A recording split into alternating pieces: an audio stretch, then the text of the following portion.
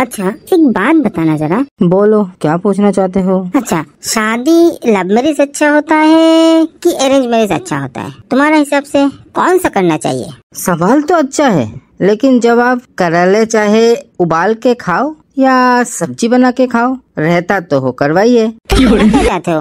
मैं करेला हूँ। नहीं, तुम नहीं, मैं तो शादी की बात बोला ना, शादी। क्या बोला?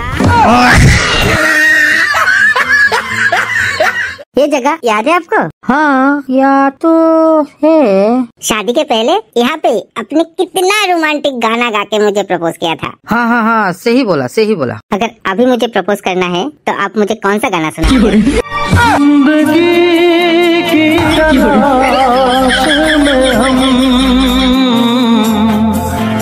क्या हुआ, सुनाओ ना।